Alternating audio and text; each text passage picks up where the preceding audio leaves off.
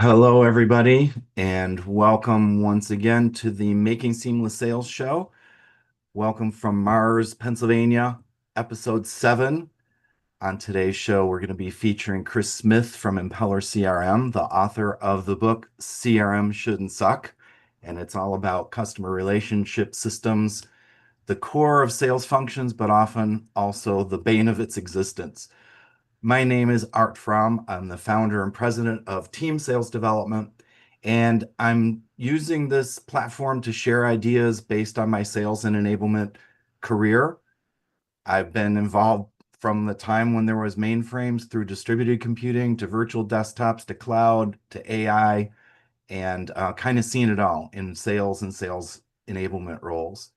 I've curated key interconnected topics from my entire consultative selling career and my portfolio and offer it in my book with the same name as the show, Making Seamless Sales. So feel free to pick that up to get more details about the types of things we're talking about.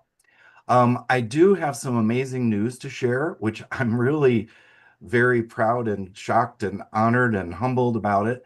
I was notified yesterday that the show has garnered over 500 downloads, and we're just in week 6. And we've just been distributed to all of the favorite channels, podcasts, streaming services, etc. So thank you everybody for your support. Share, like, comment, subscribe, and then please go back and listen to the other episodes. If you're new, every show has a ton of information in it. Usually I kick off with some comments.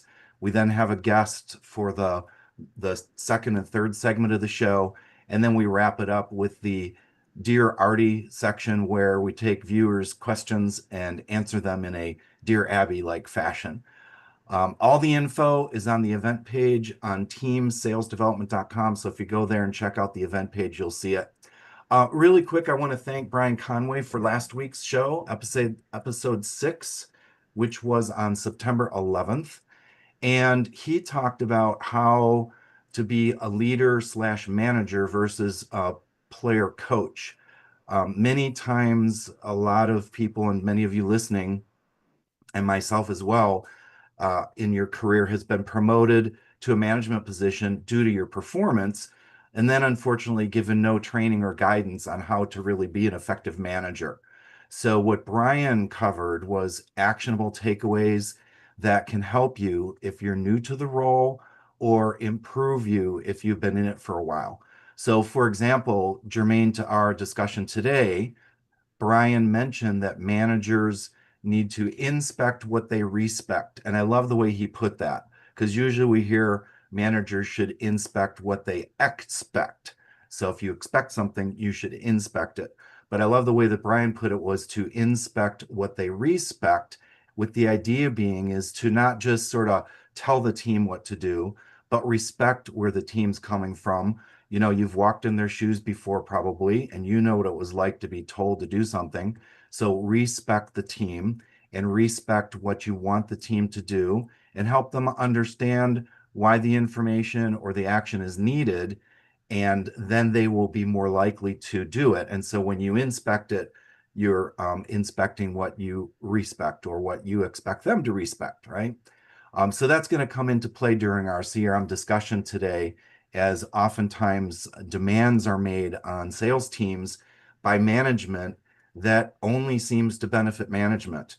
And yet the CRM system, and again, if anybody isn't familiar with that, the customer relation management system is what really should be driving all that. But unfortunately, oftentimes the information is not put in there and management kind of demands it. And then people don't, the salespeople don't respect what the purpose of it is. So that therefore leads to the perception that the CRM system sucks. And if any of you are in businesses that have CRM systems, they should be doing good for you, but maybe you feel similarly. So the other thing I wanted to mention real quick about Brian was that he offered a complimentary membership to the Sales Manager Inner Circle, which is a safe place where you can talk shop with other frontline sales managers. It's chock full of resources and posts designed to encourage and inspire. And if you're interested in joining, it's completely complimentary, no strings attached. The link is on the episode 6 show page. So check that out through your favorite podcast platform, or just go to teamsalesdevelopment.com and take a look at the event page. You'll see the show on there, and you can check out episode 6 and those links. So again, today we're going to be talking with Chris, and we'll get to him after the break in just a minute, but I just want to set the stage a little bit here. He is the author of the book CRM Shouldn't Suck, which I have right here. And if any of you are watching the video stream or the recording, this is the book right here, CRM Shouldn't Suck. And we're going to discuss the pitfalls of CRM implementations, and then how to implement strategies for success. And why I want to just preview this a little bit is I was thinking about this, and I immediately thought of the old adage, and probably one of my favorite whiteboard diagrams that I've drawn hundreds of times in my workshops over many, many years and in seminars that I've delivered. The diagram, imagine a pie chart that's divided into 3 equal sections. And in each of the sections, what I write is people, process, and tools. Or if it's easier for you, imagine a 3-legged stool. And again, one leg is people, one leg is process, one leg is tools. And the idea is that in any of those models, if a piece of the pie is defective or missing, or if one of the legs is missing or shorter than the other, that stool's going to wobble or fall over, or the pie chart will have a gaping hole in it. So in organizations where those 3 components are what drives everything, your organization is counting on that pie to be full, the stool to be steady, but all too often one or more of those legs or pieces is defective. And just in general, and then we'll get into specifically after the first commercial break, but in general, my job is to help sales organizations have a balanced pie and a steady stool upon which they can conduct their business. And Chris is going to talk about the role that CRM plays in that, in those 3 areas as well. Now, just to set the stage here a little more, there are some ways that this, some deficiencies, if you will, may manifest themselves in a sales organization. And maybe you can use this as a quick checklist, just at a very, very, very broad level. For example, for people, it might be, and this is what my book is all about, is pre-sales and sales not being aligned, not knowing how to work together seamlessly, or maybe they haven't been trained on the right things, or they don't know enough about what each other is doing.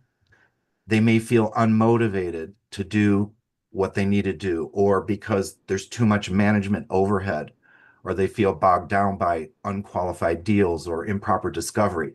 So there's a lot of people issues involved with sales organizations. And after all, the people are what make it work, right? The solution to this part of it is going to be proper training, workshops, seminars, sales kickoffs, and other things like that to help them work together seamlessly and keep that stool steady or make that pie full. The second piece, process, in a sales organization might look like sales methods that aren't in place or may not be followed.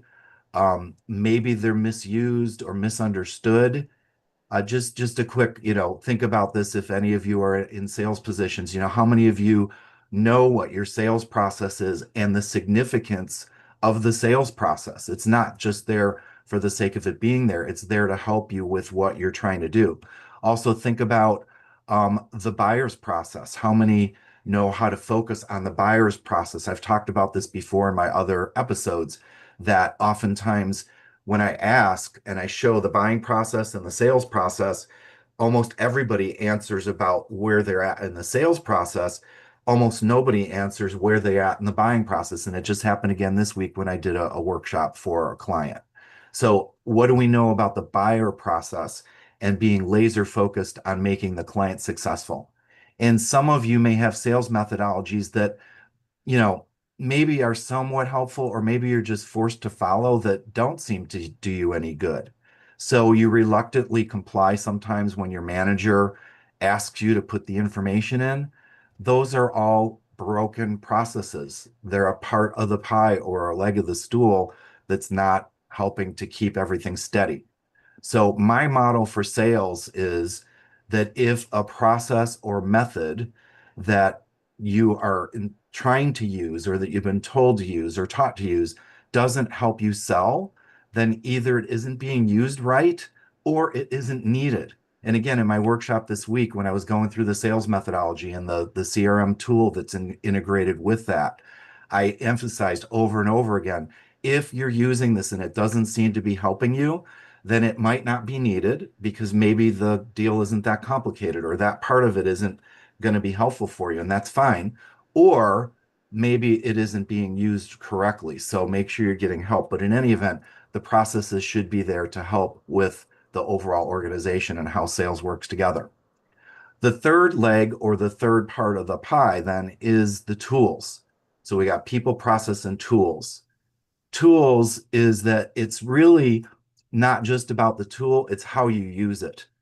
And sometime, if I have time, maybe I'll just do a separate podcast on this, or a separate little recording, is the story of a fellow who had a bunch of dead trees in his backyard. And unfortunately, he got the right tool, but he didn't use it correctly. And so even if you have a tool that might be the right tool, knowing how to use it is super important. And if it's not used correctly, that can do more damage than good. In fact, not only is the moral that you have to know how to use the tool, and that the tool can't do it by itself, sometimes I feel like if the tool is used wrong, or the tool itself is wrong, it's worse trying to use it than not using it at all. In other words, that tool gets in the way. And we'll talk about that when it comes to the CRM systems. So when it comes to tools, same thing for sales. What tools are in place? Why are they there? Again, inspect what you respect. The tools should have a purpose for them. They should be explained. They should be helpful to sales. If there's something that's getting in the way of somebody selling, that's not a tool that's helpful. So either retool it, fix it, replace it, append it, whatever's needed, but help that to work correctly. So when we come back from the break, we're going to be talking with Chris about why CRMs are, problematic in some cases. He works with companies to help them from implementation, but even after they have implementation, when it's not quite working correctly, and helps to get them back on track. And so we're going to touch into the idea of the people, process, and tools specific to CRM systems. And then for any of you that are in an individual contributor role, in a sales role, or I know that, many of you are using a CRM system like Salesforce or Dynamics or other things for ERP or manufacturing resource planning or other types of things. Most of these concepts will apply as well. We're going to focus a little bit more on the sales and the sales management aspects, but everybody can take something away when it comes to the way that you're trying to use your tools in your environment. So that's going to be the topic of the day. And as we get ready to go to the break, I just want to remind you again, tune in on your favorite podcast channel. We are on many different things: Facebook, YouTube, Twitter, Twitch. I never knew what Twitch was until I knew that we were broadcasting on there, and then all the other sources. So check it out, watch the replays, like it, share it, subscribe, and please comment today during the session if you're live. Jesse will be watching for comments, and you can put those in during the break, where you're calling from. And if you have any questions for us, please let us know. So we'll be back in about 2 minutes with Chris Smith. Are you a conscious co-creator? Are you on a quest to raise your vibration and your consciousness? I'm Sam Leibowitz, your conscious consultant, and on my show, The Conscious Consultant Hour, Awakening Humanity, we will touch upon all these topics and more. Listen live at our new time on Thursdays at 12 noon Eastern Time. That's The Conscious Consultant Hour, Awakening Humanity, Thursdays, 12 noon on talkradio.nyc.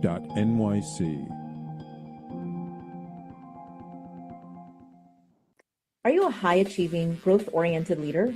Are you interested in developing your authentic leadership while creating a healthy, inclusive workplace? Hi, I'm Dr. Mira Brancu, host of The Hard Skills on talkradio.nyc at 5 p.m. Eastern on Tuesdays, where we discuss how leaders develop the hard skills needed to make a greater impact. We interview experts, have live coaching, and tackle these challenges. Listen to the hard skills on Tuesday at 5 p.m. Eastern on talkradio.nyc. Are you a purpose-driven individual looking for deeper healing, clarity, and growth? Welcome to the Expansion Room, a transformative space for purpose-driven individuals. I'm Siobhan Larice, host, licensed therapist, and coach. Join me every Wednesday at 5 p.m. Eastern Time on talkradio.nyc. You're listening to Talk Radio NYC. Uplift, educate, empower.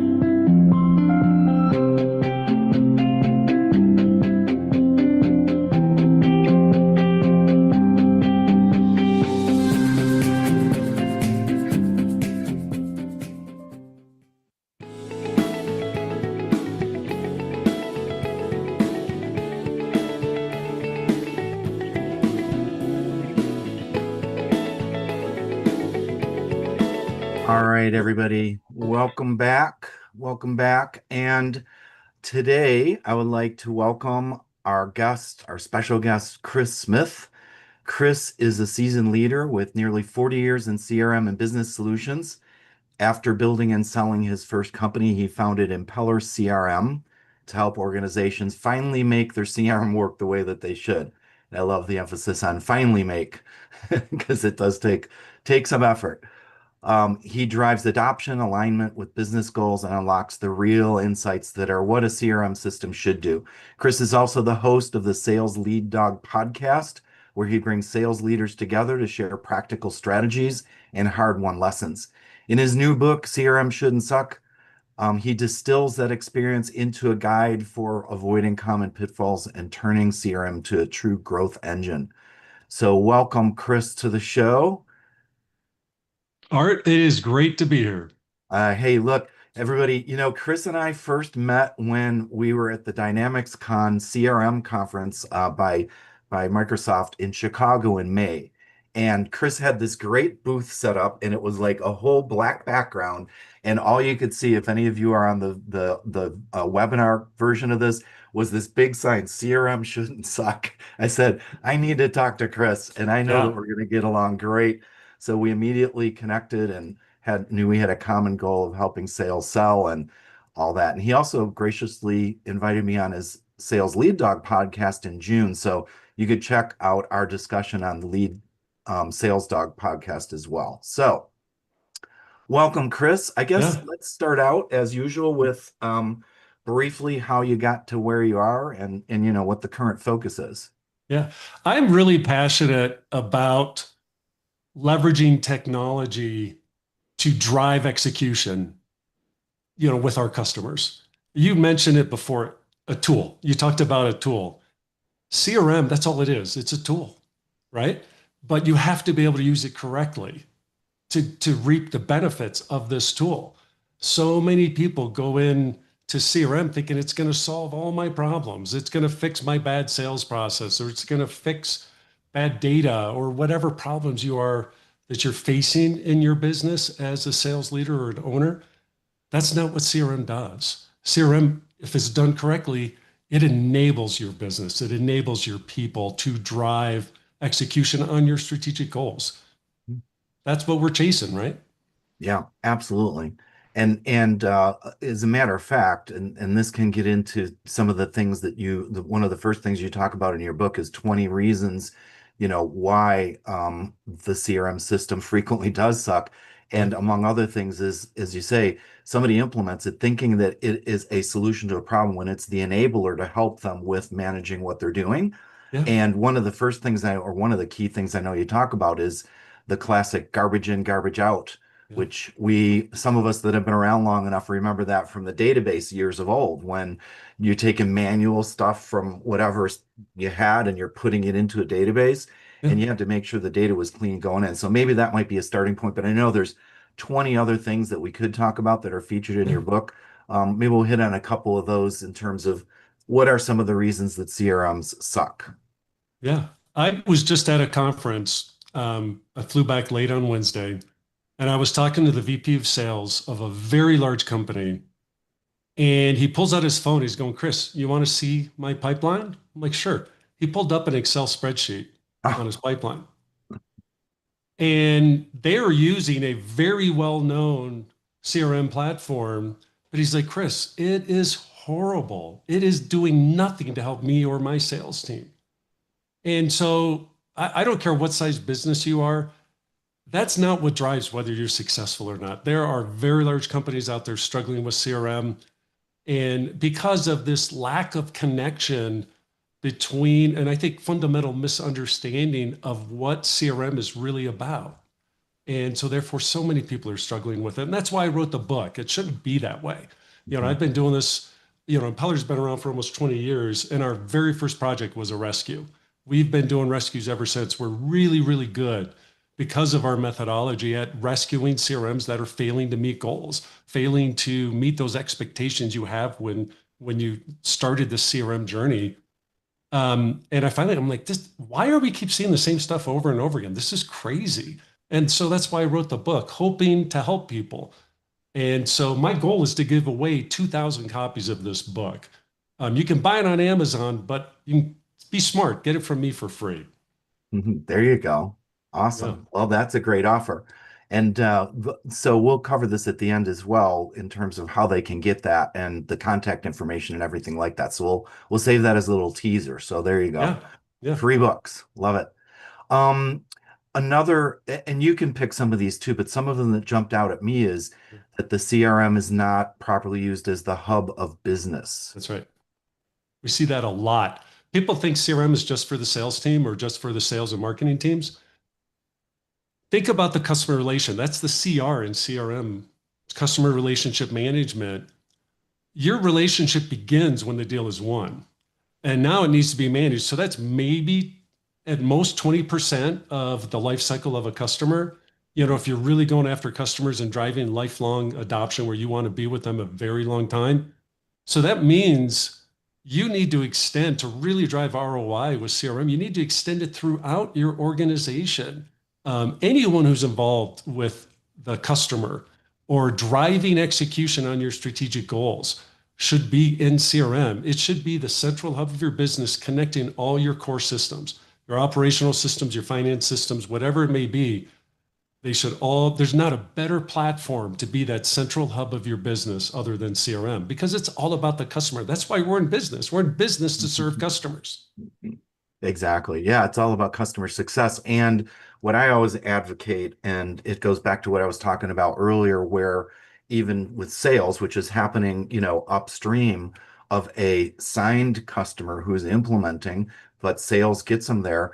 Even with sales, there's more to the left of that, which is the buyer and the buyer process and what the buyer, the client, call them whatever you want, the prospect has perhaps already touched some parts of some of those systems that you mentioned, like the company's website, Mhm. or now with demo automation, they've gone in and looked at things. And boy, if you could capture that data, imagine how great that is to have one view of wherever that person entered the process and then what the breadcrumbs were that eventually when sales people got involved with it, they started talking with them. I So love that of the example. business. I Yes, love please. that example, Art, that's a great one that, hey, if they're interacting with your website, that should be triggering action by your sales team.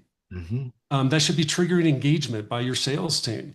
And so often we rarely see that when we come in and start working with a client. But that's the kind of stuff we're talking about when you have a properly implemented tool. This tool should be driving action by your sales team.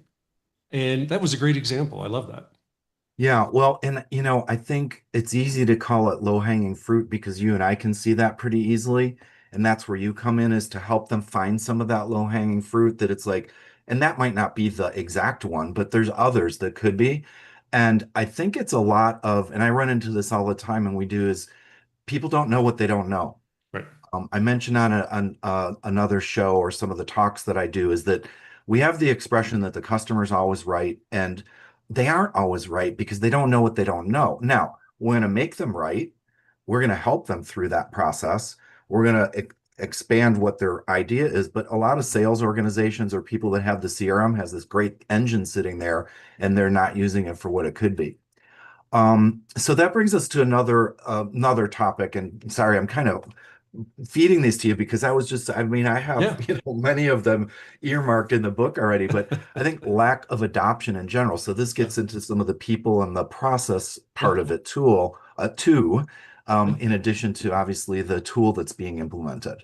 Yeah, I'll get that VP of sales that I was talking with just a couple of days ago is a great example of none of the sales team's not using it. They spent a lot of money. The company spent easily $1 million to implement the CRM. It's a global company, so they probably spend millions of dollars implementing the CRM. Salespeople aren't using it. I'm talking to them, they're like, Chris, it does not help us. It actually slows me down. Right. And so you think about that in terms of, I made this major investment to empower my sales team, and we fell on our face. It's not empowering them. It's a 2,000-pound anchor that they're dragging behind them. And usually what ends up happening is you've got a sales leader saying, hey, make sure you get your updates into CRM by the end of the week so I could run my reports to update my bosses on Monday. That's not adding value to the organization. That's where it's kind of a big brother type scenario. And, so what you're getting in CRM is the absolute bare minimum. There's no data in there that has value. There's no insight in there that has value because it's not helping the sales team. Yeah. Yeah. And so just before we get to the commercial here in a couple minutes, let's talk a little bit more about some of those negative implications. So the investment wasn't fully utilized, the frustration of the people, the frustration of management, and the danger of that bad data being in there. Yeah. What are some other negative implications also can be brought on by this? Well, think about all the downstream decisions that have to be made based upon data that's in CRM. It impacts your hiring, it impacts purchasing, it's impacting in all kinds of areas, and if your data is incomplete, if it's, just the bare minimum, how good are those decisions, those downstream decisions? Yeah. And one of the big downstream decisions is going to be predictability, especially for publicly traded companies to Oh, yeah. say what their projections are for Yeah. their earnings and all that stuff. And that can affect the share price and all kinds of things. So Yeah. the implications are huge. And I think that the purity of the data and the misapplication or passively compliant use, whatever you want to call it, Right. we need to flip that around.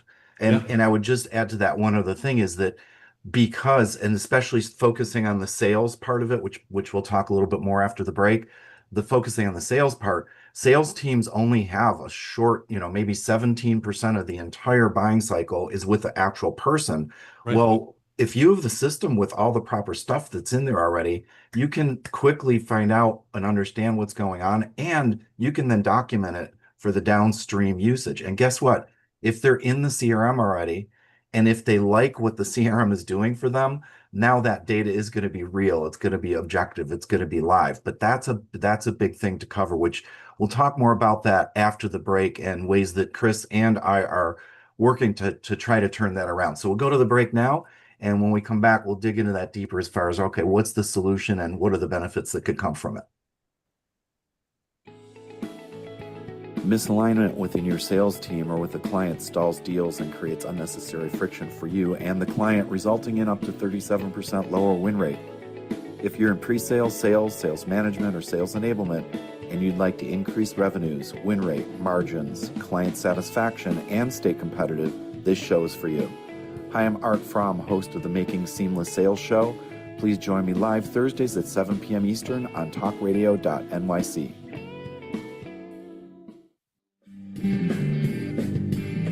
Hey everybody, it's Tommy D, the Nonprofit Sector Connector, coming at you from my attic. Each week here on talkradio.nyc, I host a program, Philanthropy in Focus. Nonprofits impact us each and every day, and it's my focus to help them amplify their message and tell their story.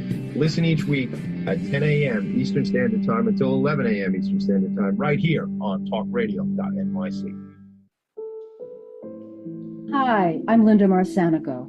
The A Train to Sedona is a memoir about my journey to love and compassion. It's also the name of my new broadcast on Wednesdays at 12 noon. When we are spiritual, we embrace possibilities and ideas, which strengthen our mind, body, spirit, health, and wisdom. On the A Train to Sedona broadcast, I plan to interview guests who embrace these expansive practices. Join us on Wednesdays at 12 noon on Talk Radio New York City. You're listening to Talk Radio NYC at www.talkradio.nyc. Now broadcasting 24 hours a day.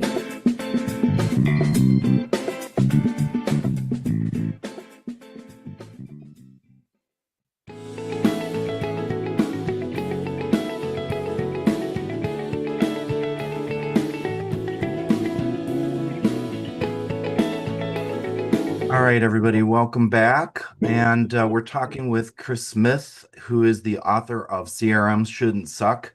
And we just talked about, what the situation is, why customer relation management systems should be helpful and are intended to be helpful, and unfortunately, in many cases, are not so helpful or even causing some damage, and the implications of that. What I want to do now, Chris, is come back to, if you want to come back. I don't see you for a moment here. Jesse, is Chris on there? I am. Yeah, hey, there you are. There you are. So what I want to just talk about now is, okay, so anybody that's got this situation or wants to even improve from where they're at, because I think there's always continuous improvement as well. Yes. Talk a little bit about the methodology. And for those of you that are on the video stream, it's on page 33 in Chris's book. He's got a whole methodology here that he uses. And couple things, and you could talk about that specifically, but some things that jumped out at me was the idea of the process review, for example. So, but you could start wherever you want. Tell us about your methodology and the way that works and what you uncover as a result of that. Yeah, so the way I explain this is you have to look at anytime you're doing any kind of a major system implementation, such as CRM, and this applies for ERP or any other significant system you may be using in your business. You have to look at your entire business and where this piece of technology is going to fit as part of the puzzle. If your business is chaos, if you really take a hard look at it and you realize, like, man, this is the Wild West, we have a lot of workarounds, a lot of manual processes, people are kind of struggling, and now I'm going to embed CRM in the middle of that. Eventually that chaos is going to consume CRM. And so that's really what it really increases dramatically the risk of failure in CRM, because everything around it is chaos. So for example, I'm gonna just briefly run through the 6 areas. Strategic goals. There's not a better platform out there to drive strategic goals, the execution on your goals, than CRM. And so we want to align CRM to support whatever you're doing to move the needle for your business, which growing revenue is usually number one. So for example, hey, we want to launch new products. We want to launch new services. We want to go into a new market. Well, you better have CRM set up to support that with the appropriate data, the appropriate processes, the insight into measuring how are we doing with all of that. And by the way, Chris, correct me if I'm wrong, but here it seems definitely like it's one of those eyes wide open things where let CRM be the bar that you're trying to achieve and help you to do whatever's necessary to make it work, as opposed to throwing it in and hope it fixes, like what you said. That Exactly. When I frequently tell executives, CRM, when it's done correctly, is its own business strategy. Right. It's not technology. It is a business strategy all on its own. Yep. The next thing is culture. It's because, again, you're going to have people using this. You really have to understand the culture and the people that you have. Maybe you have a lot of like older salespeople that maybe aren't all that thrilled with technology. That's very common. I do CRM, and I'm actually not a tech guy. I'm not one of those early adopters of technology. So there's a lot of people out there like me, and you have to understand that. So what's our plan to make sure we're supporting them and getting them to adopt CRM? Because we want them to use it because it's going to enable them and help them be better in their jobs. Yeah, and that's that people part of the stool, right? Yeah, exactly. And then process review is critical. CRM, again, can enable all the core processes within your business around the customer. It's in the handoffs between teams, so when sales is closing a deal, now you got to pass it off to customer success or delivery or operations, whatever you may call it in your business. You want to make sure all that information is flowing, is being captured in detail during the sales process, that they're being brought in at the appropriate time to ensure a seamless handoff, and that all that data is flowing throughout the organization without manual workarounds, without the Excel spreadsheets. That's one of the things we want to know when we come in. Show me all your Excel spreadsheets that you're using to run your business, because every one of those is a workaround because your technology is not supporting the business. But I still have to get my work done, so I'm going to create a spreadsheet for me to use. And Chris, is that where you would expose, if there is a sales methodology and to what degree it's being used and that Oh type of yeah, well, yeah, that's critical. That's absolutely critical. Like for example, like with what you've been able to do, Art, with your sales process and embedded in CRM, that's exactly what I'm talking about. That it has to be embedded in the tool. It has to become part of everything we're talking about here. But it's key to driving things in an efficient, optimal way. That's what we're looking for. What's the best way we can do this? yeah. So it sounds And like it's to never me, going to stop. It's not like, right. hey, we did this and we're done. Mm-hmm. You constantly have to come back. This is a loop. When you look at our methodology, it's a circle, because we never want to stop looking at this stuff. It's always about continuous improvement. Where can we get better? Yeah. Great. Data is your foundation. That's our fourth element. It's absolutely critical to have good data. If you have data issues, and everything else you do is not going to matter. No one's going to trust the platform. You have to address your data. And we give some very pragmatic recommendations on how you can address your data issues in the book, because it's fundamental. We see this all the time: garbage in, garbage out. It's slowing people down. They're making bad decisions. It impacts the bottom line in so many ways, and oftentimes it's a hidden cost, Mhm. because nobody's measuring that. What is the impact of this bad data on our business? Nobody measures that. Yeah. Well, and among other things, what I see there too is that oftentimes that's why they call it a sales funnel, because the data is bad. And that means that you don't know until the end that things weren't supposed to be in there. Yeah. And it's better to figure it out up front and make sure you've got the right data. Oh And yeah. and I'm talking about not just the data itself, but what you decide to put in there, what opportunities you choose Yeah. to pursue, it's pervasive throughout. You Oh cannot yeah. fool yourself into thinking that it's okay. Yeah. Like, are we targeting the right people at the right Mhm. time? Yep. Where are people falling out of our sales process and why? Hmm. Being able to support those retrospectives on lost deals. If that data is not in CRM, you're not going to get a very productive retrospective. Yep. Yeah. Execution assessment. This one's really important. I learned a long time ago, before I did CRM, I used to do ERP implementations, which is, you can't think of a more disruptive implementation to a business than an ERP implementation. And And for everybody you, that might not know, enterprise resource planning. So we're That's talking right. That's the right. So mega. those are the financial systems. It combines finance and operations to run a business. Yeah. Usually in manufacturing, but a lot of companies will use different forms of ERP as well. More on the finance side, but very disruptive, very big, very expensive implementations.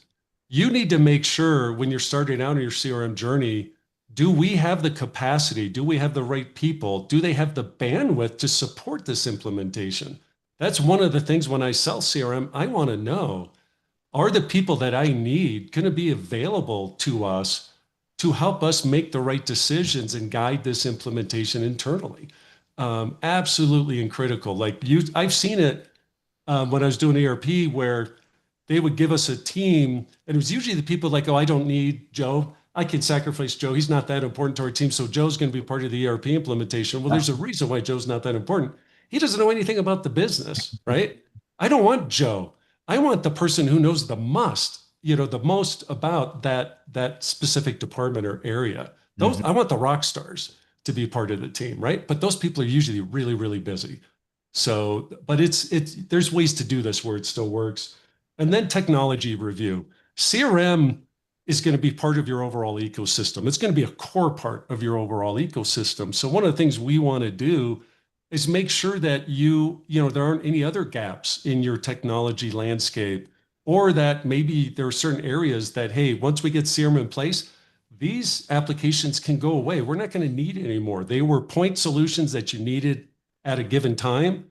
But now that you're going to this new landscape, we can replace that with one system instead of having 3 data silos. We want to eliminate those and bring it all together to create that single source of truth around the customer. Mm-hmm. Yeah, eliminate the swivel chair of do something in this system, do something in this Oh, system. yeah. No, it's crazy. We see that all the time. We had one client, they literally were having people time keep in 3 different systems. Oh, wow. You imagine how angry that or frustrated that makes your people when they have to do their time reporting in 3 different systems? It's nuts. And I don't hear you saying that fixing any of this is trivial. That's key to this. We're not saying, oh, why haven't you fixed it already? Right. No, it's not. It's a Yeah, big but it nut to can crack. be some of the stuff we see is trivial.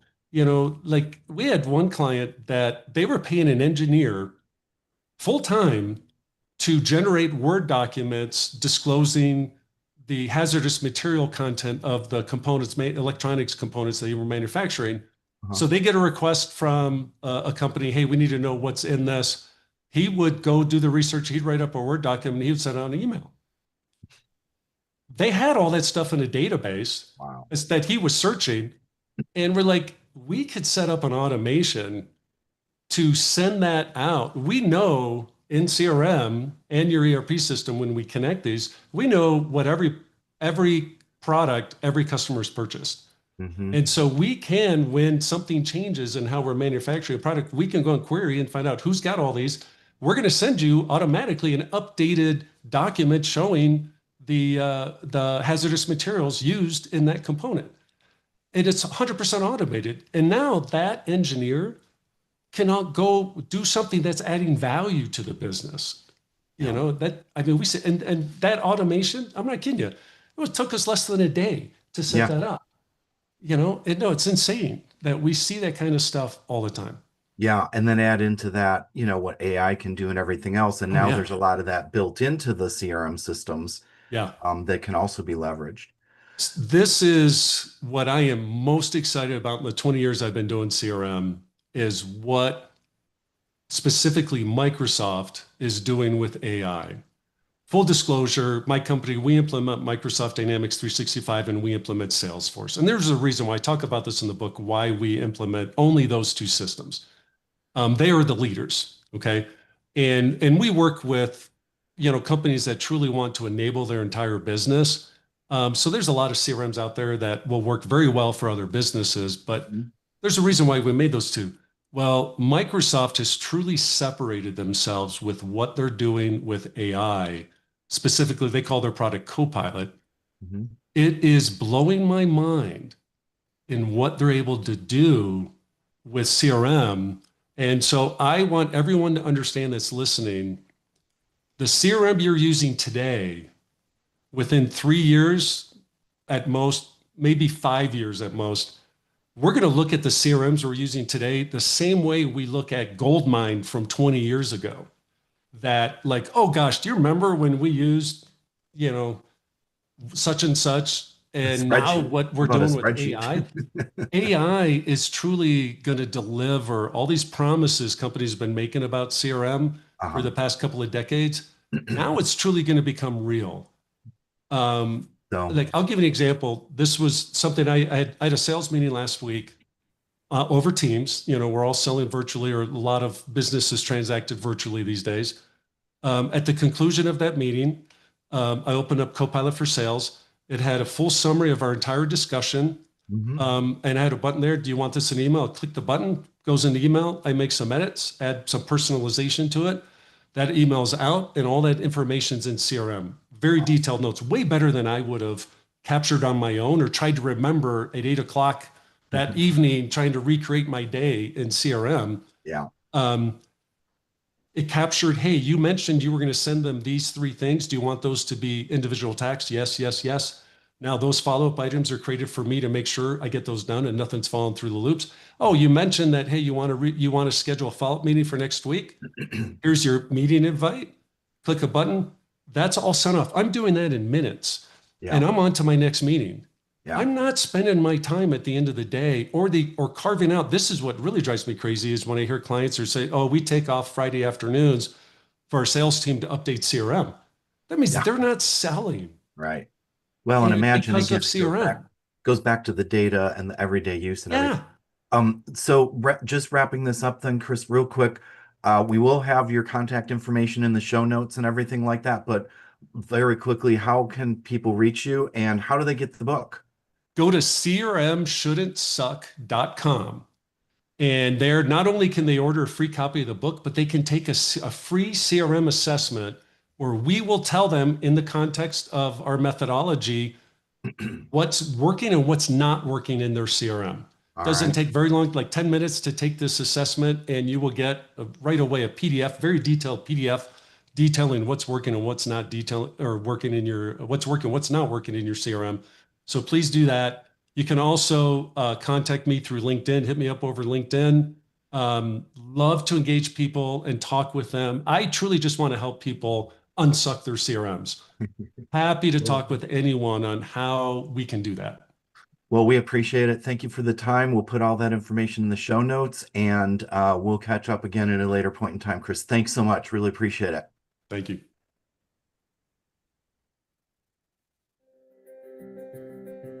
On Frank About Health, we're not just talking healthcare.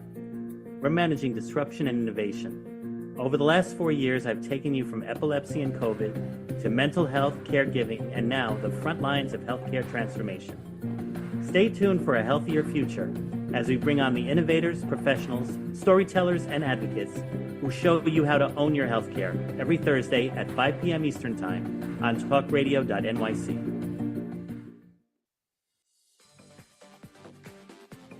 Ready to serve up success with a splash? Hi, I'm Bruce Kramer, a.k.a. the Corporate Cockroach.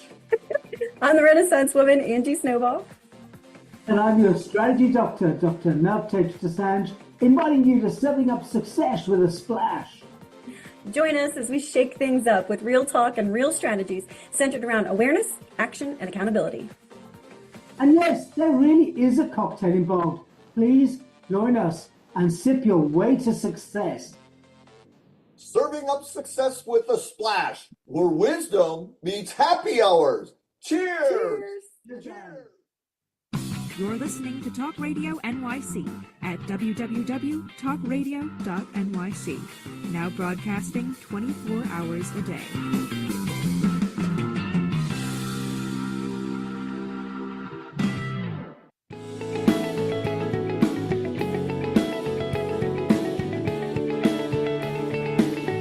All right, welcome back, everybody. And again, that was an awesome segment there with Chris. I highly recommend that you go back and review it and check out the show notes. Again, crmshouldn'tsuck.com is where you can pick up the free book and also get the assessment.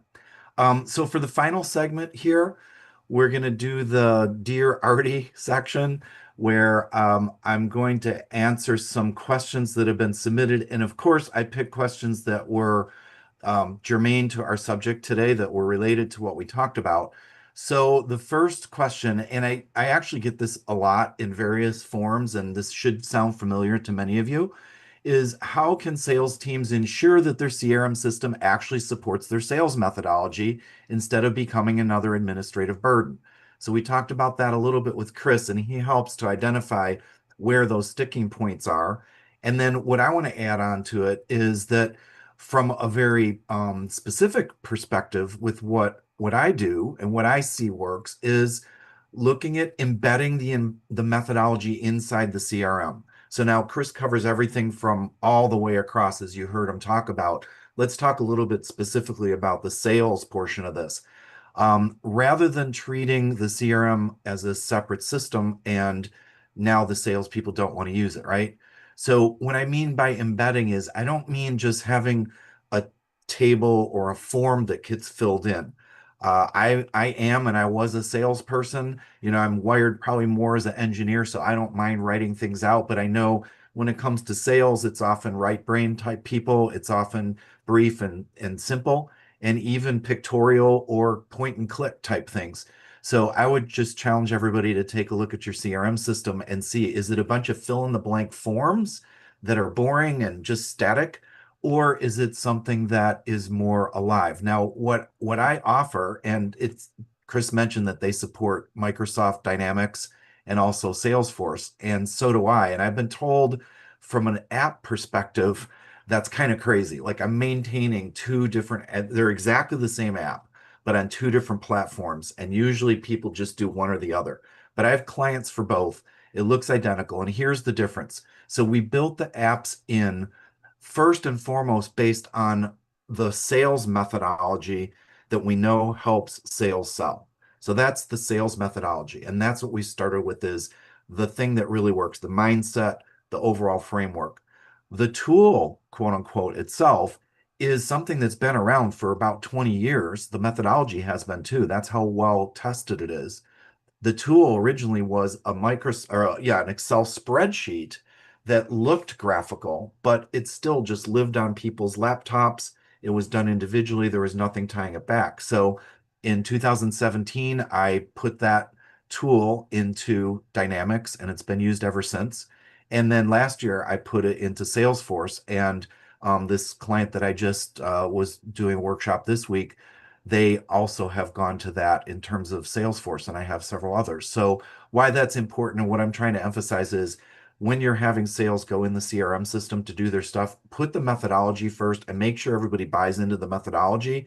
Now they will want to be in the CRM system. And if you make it easy to use, now it will help. If they see that it helps them sell better, they'll actually be in there. And we avoid the issue of data at the last minute, inaccurate data, data that's not objective, and things like that.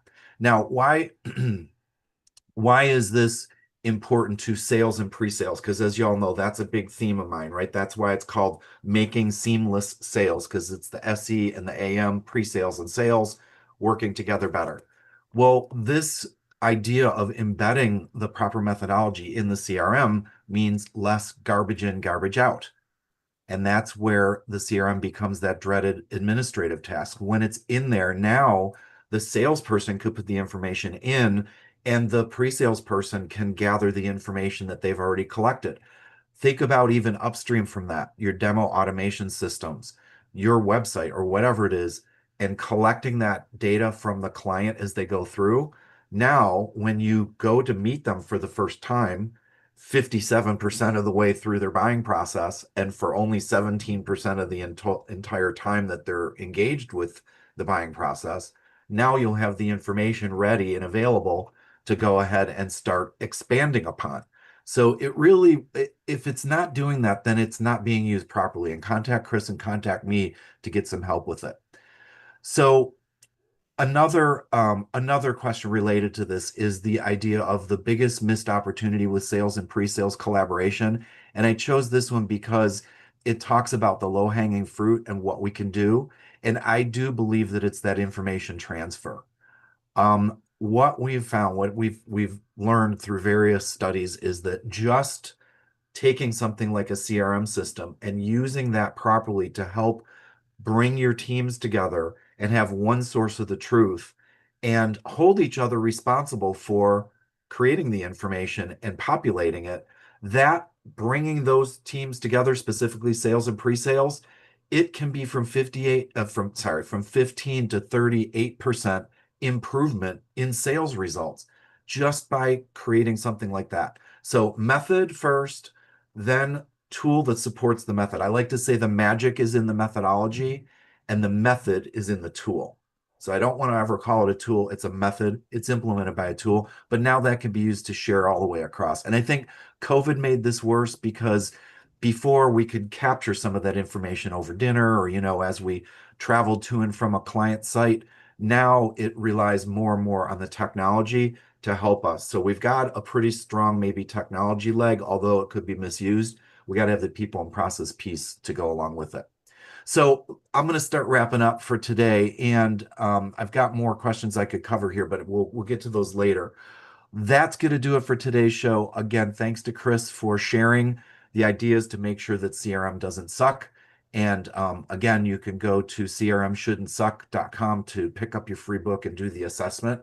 Like, share, and subscribe to all of the different methods that you're accessing this, and share it with others and let them know about it. Next week, please join me when we talk to Jerry Timmis, who is the sales rep that I worked with over 25 years ago, who is mentioned in the book as the Smith's industry story. In fact, let me read a quick quote from the back of the book. This is from Jerry. Jerry said, "The Smith's industry story in the book, for which I was the sales rep, was an engagement that would be hugely formative, resulting in a green account manager becoming a seasoned sales executive with Oracle and Salesforce." So next week, on the first anniversary of my book being published, Jerry will be with us so that we can talk about that, relive it, and then see how the rest of his career went in terms of using these things. And honestly, it was a big bedrock of my growth in my career too, because this was, again, 27 years ago that incident happened, that story, and we'll build on that. So once again, make sure that you check out the book, grab it. The Kindle version with color diagrams is available for less than the cost of a venti frappuccino at Starbucks, just so that you get a comparison. It's like $9.99. Check out the events page and other events, including the other talkradio.nyc shows and upcoming events. And please get a hold of me.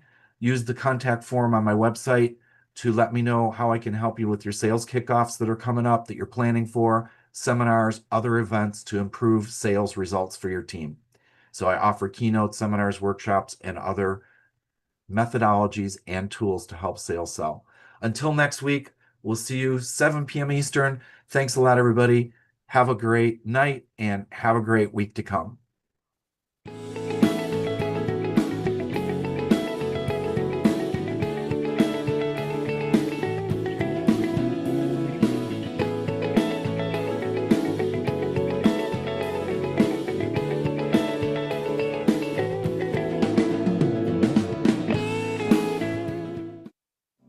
You're listening to Talk Radio NYC. Uplift, educate, empower.